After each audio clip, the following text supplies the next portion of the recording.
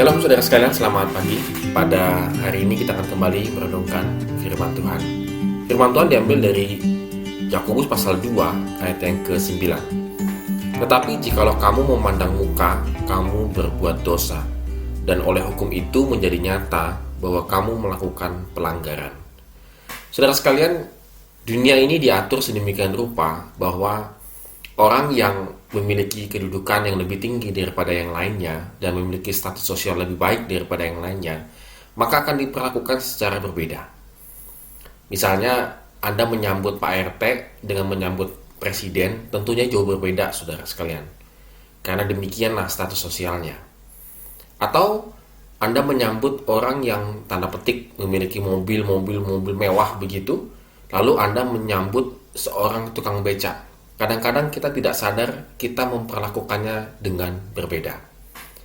Saudara, hal ini, hal memandang muka, itu kadang-kadang juga masuk ke dalam kehidupan jemaat ataupun gerejawi.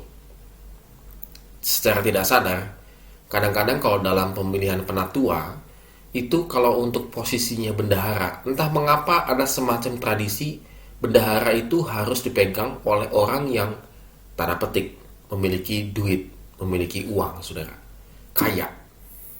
Jadi nggak afdol kalau kalau bendahara itu posisinya dipegang oleh orang yang biasa-biasa saja. Lalu kemudian, saudara, tidak jarang kita temukan, artinya sering, saudara, bahwa ketika ada seseorang menyumbang sangat besar di gereja, saudara, dan angkanya itu masuk ke dalam warta misalnya, maka ada semacam perlakuan yang agak khusus, saudara sekalian. Misalnya, si penyumbang ini sakit, si penyumbang ini mengalami, ya dibilanglah sakit biasa lah begitu ya. Itu sikap dan perlakuannya berbeda sekali. Entahkah hamba Tuhannya, entahkah majelis seluruhnya datang gitu ya, membesuk. Amat sangat berbeda jika mungkin yang terjadi adalah jemaat yang biasa-biasa saja yang sakit, paling banter cuma didoakan saja. Saudara, mengapa memandang muka itu dikatakan kamu berbuat dosa oleh Yakobus? Itu kita bisa mendapatkan penjelasannya di ayat yang ketiga dan yang keempat. Dan kamu menghormati orang yang berpakaian indah itu dan berkata kepadanya, silahkan Tuhan duduk di tempat yang baik ini.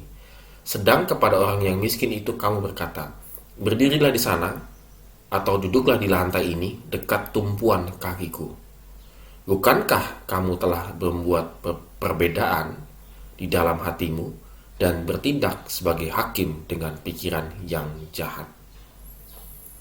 Jadi, saudara sekalian, Alkitab mengajarkan kita tidak boleh memiliki sikap yang berbeda-beda antara satu dengan yang lain. Sikap kita harus sama, yaitu menghormati satu dengan yang lain, atau mengasihi satu dengan yang lain. Apakah dia orang kaya, apakah dia orang miskin, apakah status sosialnya biasa saja atau status sosialnya orang tinggi, perlakuannya sama. Jelas ini adalah ajaran firman Tuhan Alkitab. Ketika kita sudah membeda-bedakan, maka di situ kita telah menjadi hakim. Bahwa dia lebih baik, dia kurang baik, dia jahat, dia tidak baik. Ini adalah sikap hakim, sikap menghakimi. Belum tentu orang yang kita anggap tanda petik miskin atau biasa saja, itu memang benar-benar dalam kondisi keadaannya demikian. Oleh karena itu, saudara sekalian, mari kita renungkan firman Tuhan pada hari ini. Apakah kita selama ini telah memiliki sikap-sikap membeda-bedakan? Dan mari kita renungkan bagaimana caranya kita mengubah sikap-sikap itu.